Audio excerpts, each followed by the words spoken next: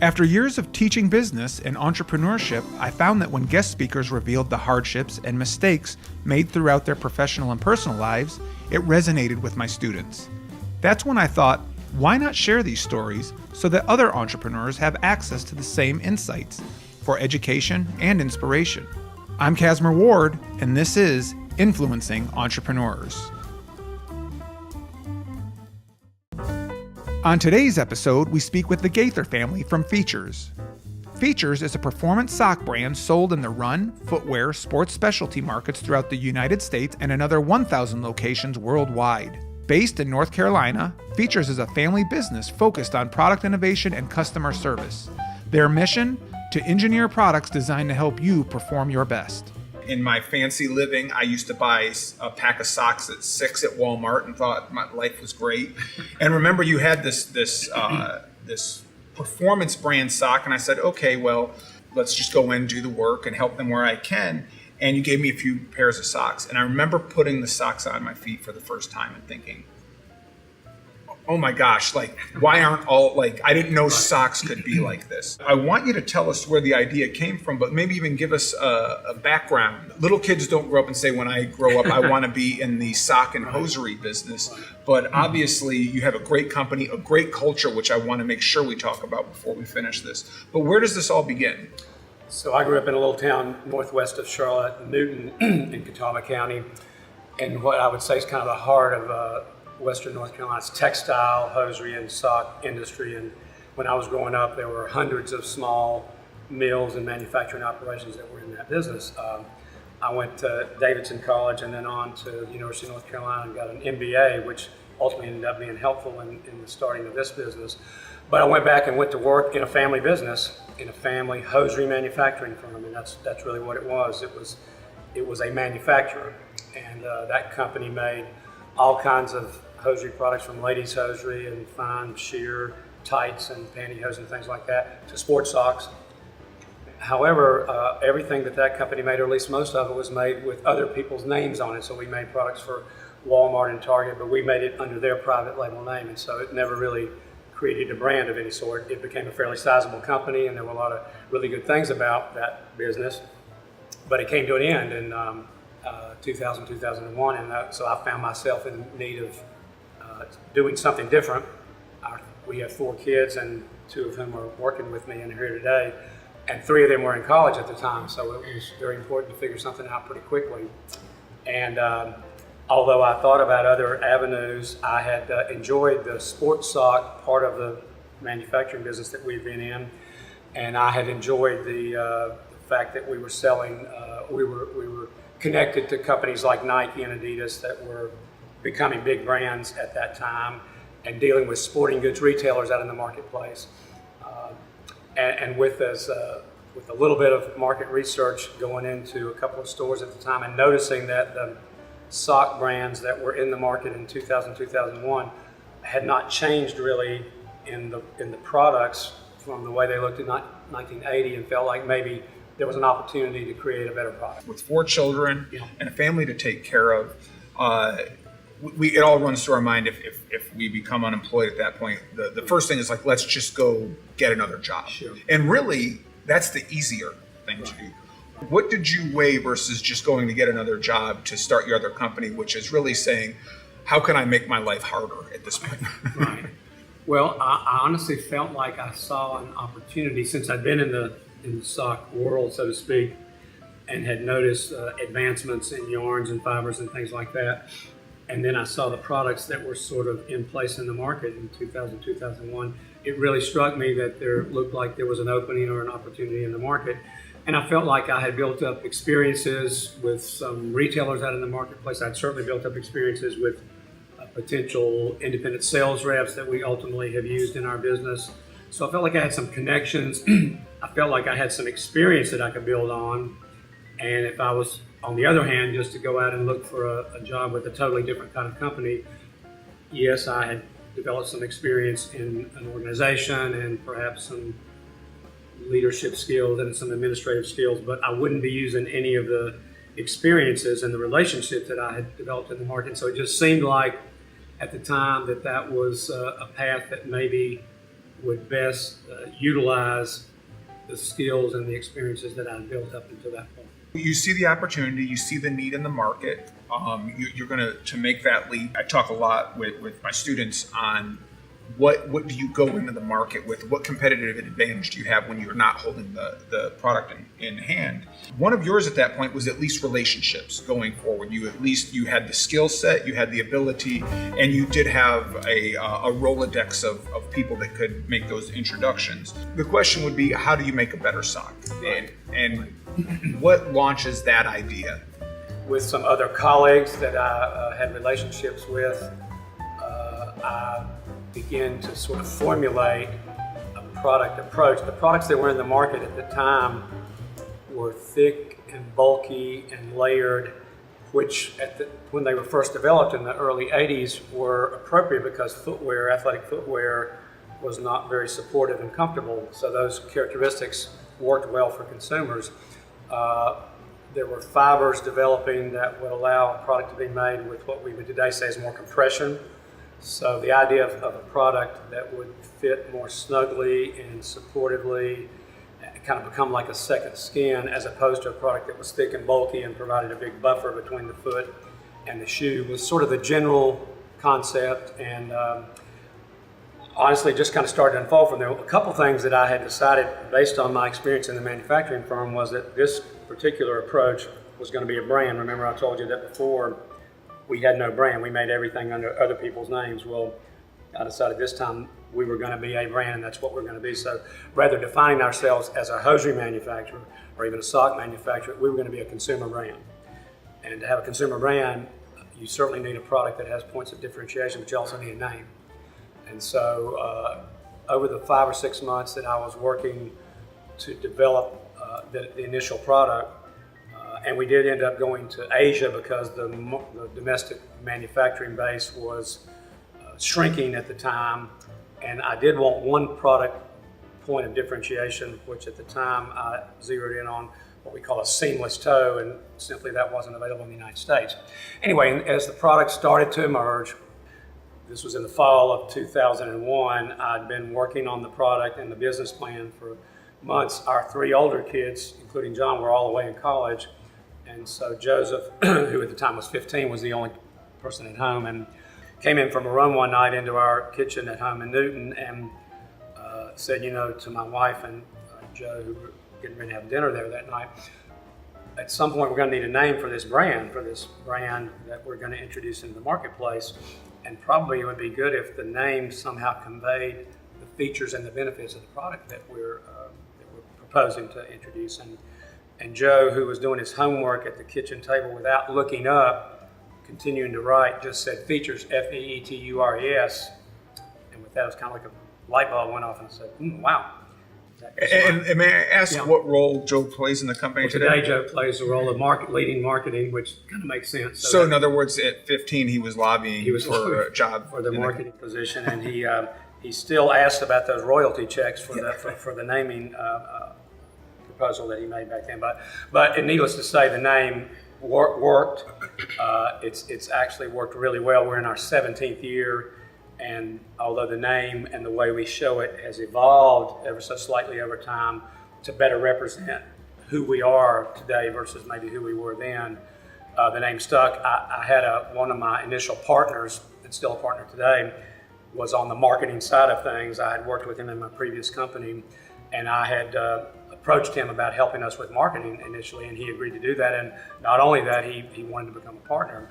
And he was working on the name with sort of his team, but I called him up the next day and I said, Jim, I've got the name. And of course he resisted a little bit and wanted to go through a very careful thought process. And I said, well, you can go through the thought process, but this is going to be the name. And he eventually came to agree that the name was really perfect. And initially, and until recently, the name was printed a different way than we see here on the table, and it had an exclamation point, which served both as a footprint and an exclamation point sort of for the brand. But it gave us our starting point. So with finally a product that we had that had a few differences and a name, we were able to launch the company and the brand into the market.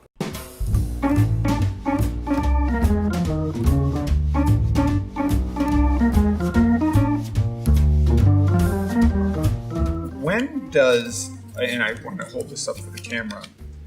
One of the things I've always liked about these socks is you have this additional support with, I guess, compression that just goes to the arch. Targeted compression. To the targeted compression. When does this innovation come along? So that actually came in 2011.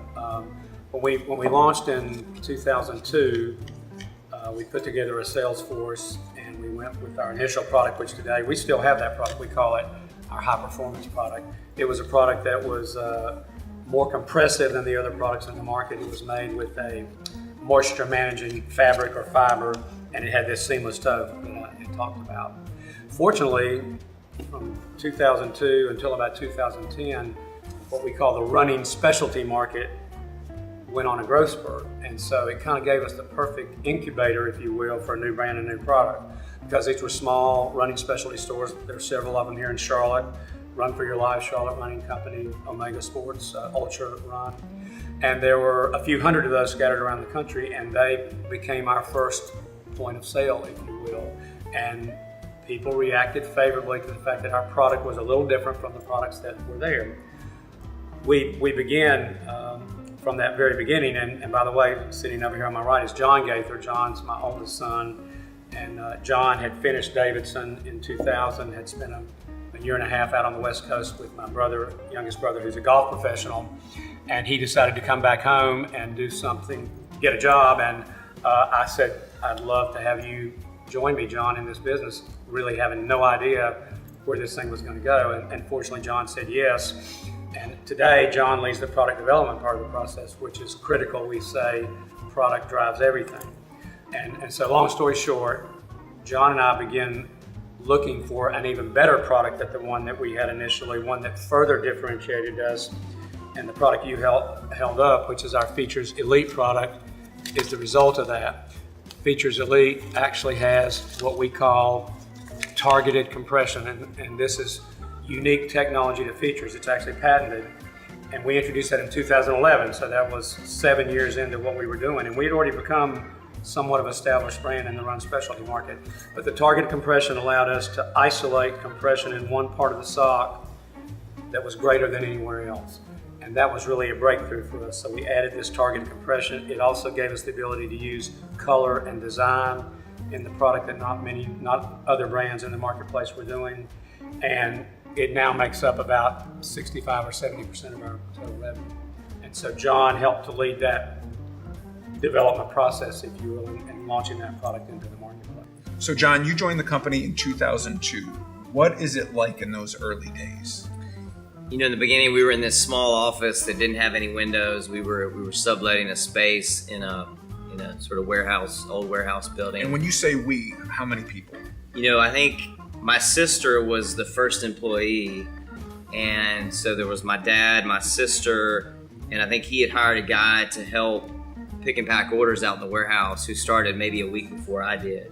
And so that was the initial group. It was this really small team. We were in this small, cramped office space, no windows.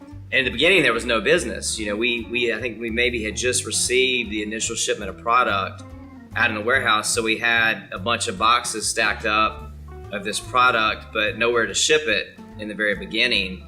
And so I think that's where my dad spent most of his time in the early days, was trying to build that distribution network, first through establishing a sales force of independent reps, and then working with those guys to open customers out in the market. And so, you know, most of our time was spent around that, and, you know, waiting on the fax machine at those times to buzz, you know, signifying that we had an order coming in. Well, I was just talking, John was talking about the early days and how it was quiet and we were waiting on orders to come in, and I was saying one of the highlights, it was quiet enough that one Friday afternoon we made a prank phone call to one of John's friends, and the four of us were rolling in the floors laughing because of the prank that John pulled on one of his buddies. So it took a while before we started to get some orders coming our way and start to have a little bit of business momentum. So, well, what a lot of people think of when they want to start their businesses, there's many months, weeks, years where you're just sitting at a phone. You're literally staring at it, waiting for it to ring, or in this case, the fax machine. What happens is a lot of people think, I want to go into the sock business, I got to start making socks, which I'm sure the three of you are not known for your knitting. So how do you go out about finding how to get your socks made? So in January or February of 2002, I actually flew to Asia, to Seoul, Korea. Never been to Asia before in my life. With the introduction from DuPont. DuPont at the time was a player. DuPont owned Lycra at the time, spandex, which is a key part of our product today, Cool Max, which was a moisture wicking fabric. Anyway, they were a player in the sock world, and I knew them from my previous company. So they made some introductions for me to 6 or 7 Korean manufacturers. And so I flew on my own, met with these different companies, and one of them turned out to be this company called Silvertex that became our partner and has been our partner ever since. And actually it was a favorable encounter because they're not actually a manufacturer, they're an agent that has connections to manufacturers all over Asia. And so they've been our link, if you will, our liaison to the manufacturing base. But we felt like it was important that because we're a brand, we're a distribution operation, we wanted to focus on the product itself, on marketing the product, on building the brand, building relationships in the market, not the details related to manufacturing, which I had been very experienced with for 27 years and didn't want to deal with those issues. So we found this really good partner. They've linked us to our manufacturing partners in Asia, and the most recent one we've been working with now for more than 10 years, again through them. So that proved to be a good business model for us to work with. A big part of building a business is knowing what you're good at and what you're not good at and finding those partners to do so. So you identify your manufacturer and how to set that up. So now the big piece based on branding is you've got to develop that sales and distribution network to get into sports stores, whether they're boutique shops. So let's talk a little bit as you started and built the network, but that didn't happen overnight. So how does that sales cycle start off early on when you're pounding on doors trying to get a new product into the market? When we started, and it was a really small little group, as John said, we were both doing a little bit of everything. I would go out, John would go out, and there was a point where we decided to segregate our responsibilities a little bit more, and John took the lead with product development, which again we felt like was the most important thing we did, and I took the lead with going out in the market, presenting our brand and our product to stores. And eventually when Joe joined us in 2009, he eventually took the lead in marketing.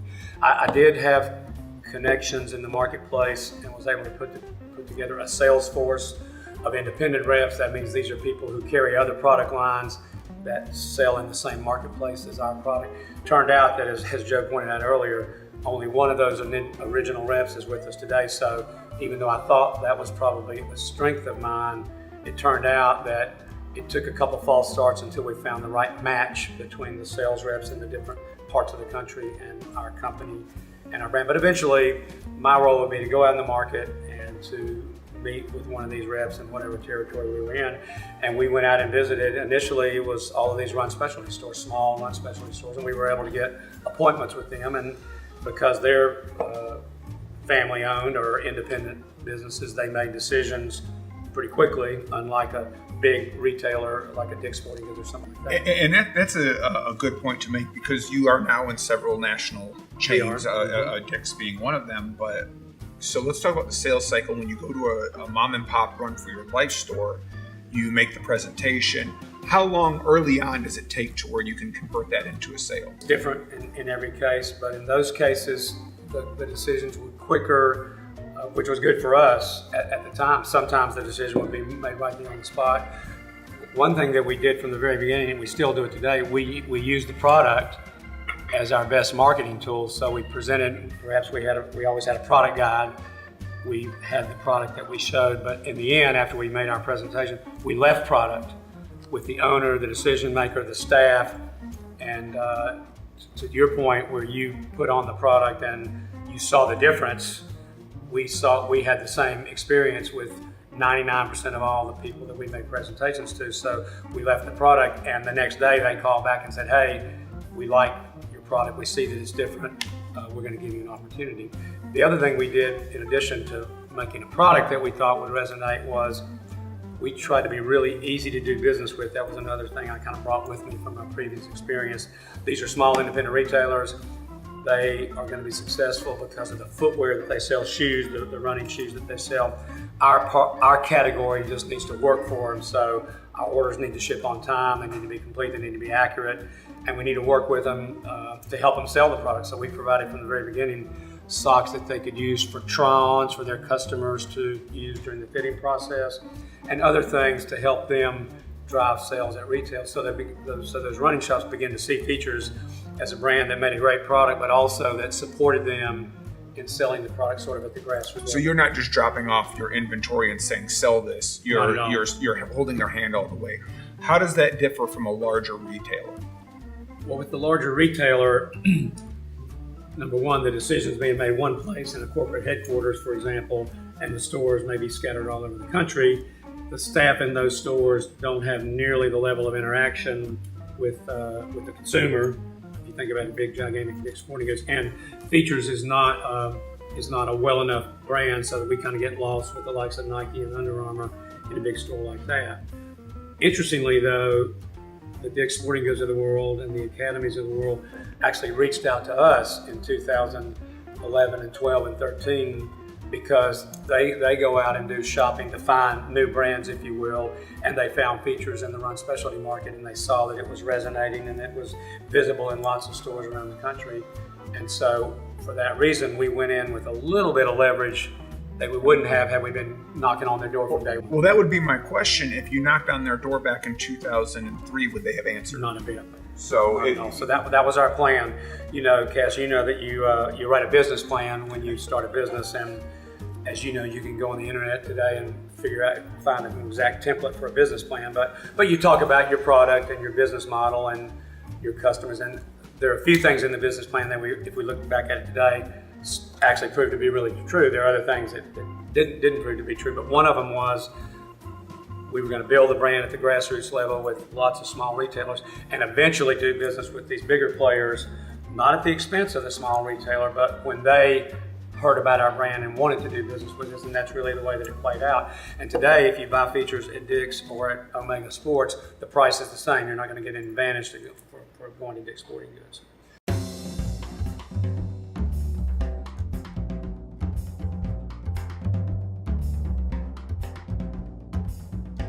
You have this background in hosiery and in sales and building up sales teams, distribution networks. You bring John in 2002. He helps with sales, but slowly transitions to product development. And I do want to get to how the products changed over the years. But then in what year do you come along?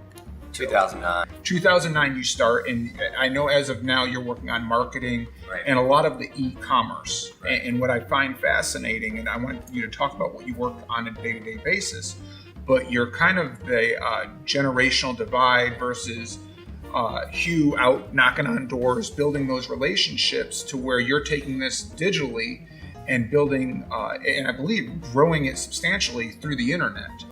Yes, so day one, I actually started out knocking on doors as well, which was a great way to sort of build my knowledge of the product, our customers, and even consumers that we sell to. And so I started out driving around to all these run specialty stores in a car, knocking on their door, not necessarily making cold calls for sales purposes, but talking to the customers we had opened up and before I started, and hearing from them what they thought about the product and the market opportunities and our competition, and learning about their business and how we could be a partner for them. And so, and eventually I started going to events as well, selling directly to consumers at expos, marathon expos, and events where we could talk to consumers and get feedback from them. And so that was all really helpful for me to really have. I mean, I did that for 2 years at least. But let me ask this just real quick, Sure. and just to bring up the contract. How did you like that part of the job? Well, it was fun. At the time, I had no experience in business. I mean, I just graduated college with a history degree and had no clue what I wanted to do. It was 2009, which you will remember was when the economy was not in the greatest place it's ever been. And so fortunately, I was able to get a job with the family, and I really enjoyed it. I mean, it was talking to people face to face, sort of, scary to kind of walk in the door and learn, not knowing a whole lot about anything really. But it was fun because I got to see the country. I mean, I literally went to all 50 states eventually, and visited thousands of stores, and so it was a good place to be at that young of an age, and learn things from the ground up. And so I would communicate back to them. John sort of pointed me in directions of, hey, let me hear about competition, about what our customers are saying, what runners are saying, and relaying feedback, and also communicating, our initiatives, our programs to them. And so really that formed a great foundation for me to then move into marketing, knowing our audience, our customers, our B2B customers, and our consumers ultimately. Let me jump in and make one comment about both of their roles in the business. Joe came in 2009 when, of course, the brand had started to kind of come together and crystallize, and that was just before the Feetures Elite product was introduced. John was there at the very beginning when it was still sort of formulating, and one of the things that I realized, and I think this is important in any small business, is that it's kind of important the kind of chemistry that you have and the relative strengths that each person has. And fortunately for us, Joe and John both bring different kinds of perspectives and strengths to our business and our brand, and I realized that early on with John. Even though as a father one might expect that I would have known this, but John has a more thoughtful, careful way of approaching things compared to me, I'm a more shoot from the hip, react really quickly. And it turns out that's a good combination, because early on John was willing to question me about things when it would have been easy for him just to be quiet and do whatever I said, because he came from Davidson also with a history degree. So But I realized that his thought process needed to be respected, and it's become much more clear today as our responsibilities have been delineated perhaps more.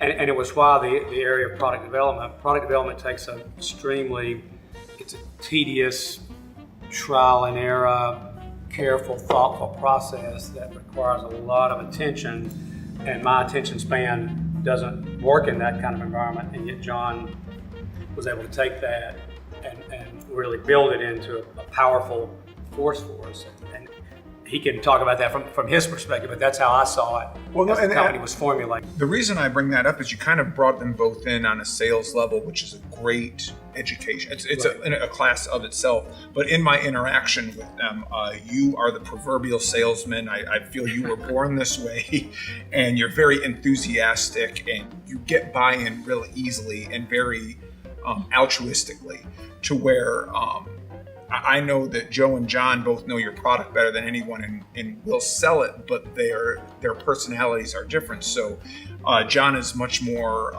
systems and process oriented, and Joe's a lot more creative, and therefore, on the marketing side. Because what I want to ask now is how you're communicating sales ideas through e-commerce. Right.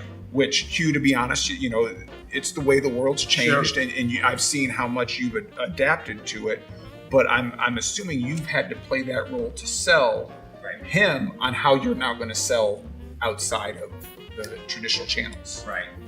Yes, I mean, obviously, today, it's pretty obvious to everyone that the digital space is really important, and I think it's hard to make a transition from a wholesale distribution operation to a direct-to-consumer business. Because most companies are either or. You're either right. in stores or you're online. Exactly. You guys are trying to do both. Yeah. Yes, and it's tough to do that. It's tough to grow e-commerce in harmony with wholesale distribution. Most companies, as you said, are either or.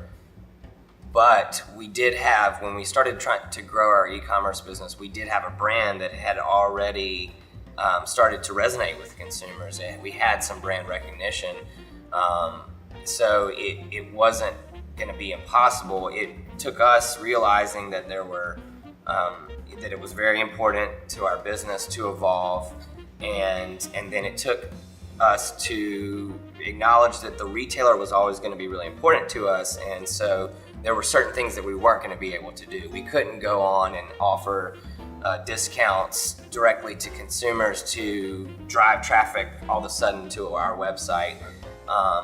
We just weren't set up as an e-commerce operation. There's certain things that you do as an e-commerce brand in the way you think and the way you sell, and we just weren't going to be that ever. And so we had to start to build a team to focus more on e-commerce, and always keeping in mind that we had to respect the retailer. Over time, it's become easier as retailers have started to realize that brands have to do this to continue to grow. And so we feel strongly that if we're able to build the brand digitally by acquiring new customers and building our audience, that's going to translate to retail as well, that they're going to benefit from that advertising.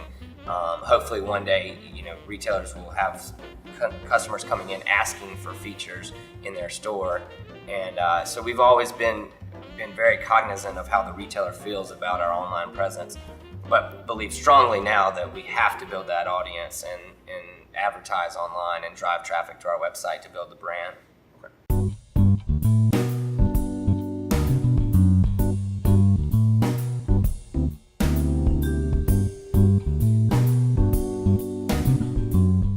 As you've transitioned how you're selling your product from traditional retail, the product is constantly evolving, right? And you play a large role. So can you kind of tell us where we're at today as opposed to what was it? The world didn't need just another white sock. So where are we today? Because your catalog is much more dense at this point.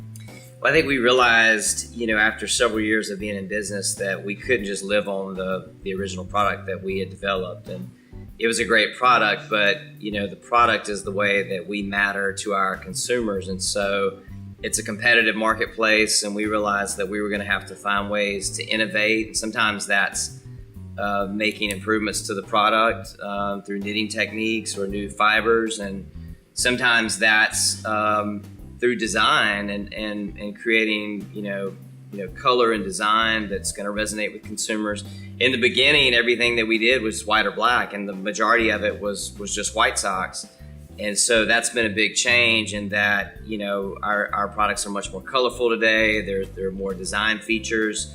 And so, product is really the engine of the company. And so to grow our business, we have to continue to find ways to make the product better, to introduce new things that are going to resonate with consumers. We're looking for new products that we can add to the line, different types of socks. For the first 15, 16 years, our sole focus was on the runner and making socks that were going to appeal to the runner. And within the past couple of years, we've expanded the line by offering some products that we call everyday. And so they're a combination of crew socks and these hidden socks that are designed to be worn in low-cut footwear and flats. And so which your hidden socks are brand new to the market. They are. And honestly, probably the only high-quality hidden sock I've found that doesn't roll off your foot. Right. So obviously what our point of difference, there's plenty of brands that already offer everyday, whether it's men's casual or dress socks or these hidden socks, but we're taking the performance features and benefits that have always been in our running socks, and we're putting those in our everyday socks, and yet we're combining them with an aesthetic that's appropriate for those types of products.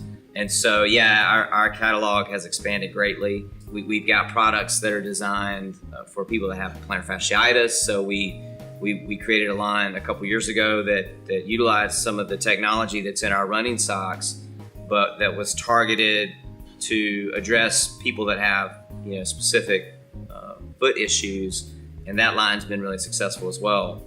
So we're always looking for the next thing that's gonna resonate out in the market. As we're kind of coming to a close and kind of to bring it back where we started, I originally would have thought I am not your perfect customer. And you got a pair of socks on my feet and converted me. How do you get a pair of socks on every man, woman, and child? That's a good question, and I guess that's what we wrestle with every day. As Joe said, we continue, and as we've said as a group, we continue to try to build our brand in sort of a holistic way. We don't want to ignore or bypass the small independent retailers, the run shops and the footwear shops that helped us to build a brand. So we don't do anything that is undercutting them in any way, and yet we are trying to find ways to get the product on more and more people, to build our consumer base directly to consumers through our own website, by expanding into other countries, by expanding into other markets. John led us into a footwear specialty marketplace that's slightly different than the run specialty marketplace, and there's 500 to 800 of those independent retailers scattered around the country, and we're slowly but surely penetrating that market as well. They have different consumers, but consumers, again, that are willing to pay for a product that delivers them value. So that was kind of one of the original precepts. I said this time we were going to be a brand, we were going to be a distribution operation.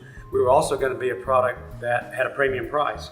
So not everybody was going to purchase the product, but a discerning consumer that if they put the product on and had the reaction you did, is going to say, okay, I'm willing to pay that higher price for that product. And by the way, we do put a lifetime guarantee on every one of our products that says if you're not satisfied with our product for any reason, you come back to us and we'll be glad to replace it or refund your money. And one other thing I would say that's different than my first role for 27 years, naturally we've enjoyed growing the business, growing the brand, seeing the brand be successful in the marketplace. But I think the thing that makes us feel better than anything still to this day is I get on an airplane, I'm flying somewhere to go do business and meet customers, and I'm wearing a shirt that's got our Feetures name on it, and somebody who I've never seen before says, oh, you work with Feetures, that's my favorite sock.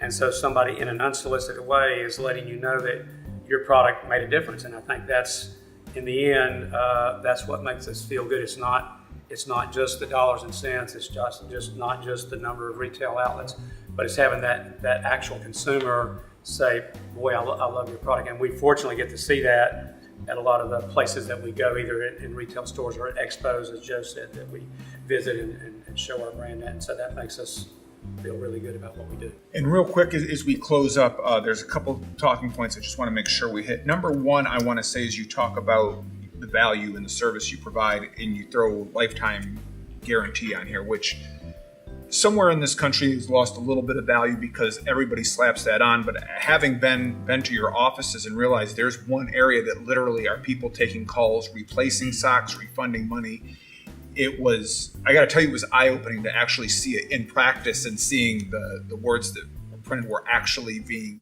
honored. Exactly. Again, one of the things I want to talk about, but I don't think we have time for it today, is you also you have a social cause that you donate socks back. I believe you have a link on your website that does that. I will make sure that there's a link there so anyone watching this will be able to follow that as well. We feel like it's any business has an obligation to do some sort of giving back, and right here in Charlotte, since we're based both in Charlotte and Hickory, John has actually joined the board of a group in Charlotte called Let Me Run, that's almost nationally in scope, or national in scope, that tries to help young middle school age boys build self-esteem through running. We donated both cash support and product to them for that purpose. We try to give product anytime there's an area, there's a storm in Puerto Rico or Houston or wherever, and they need people on the ground need socks and shoes and things like that. We've responded to that. There's a connection we have through Davidson College, a program called Access to Success. A former basketball player, Andrew Lovedale, who played with Steph Curry, by the way, has a program where he's helping kids back in his native country of Nigeria. We've been giving socks to them. And Samaritan's Feet here in Charlotte does things with products like ours and shoes. And so we're always looking for ways. I mean, that's part of, I think, being a corporate citizen, so to speak. So we try to help out where we can. Well, excellent. A great cause, great product, and we could probably go another hour talking about the company culture, but maybe if there's some success with this, we'll bring you guys back and talk about that as well. But thank you all for coming. Thank you. Thank you, Cass.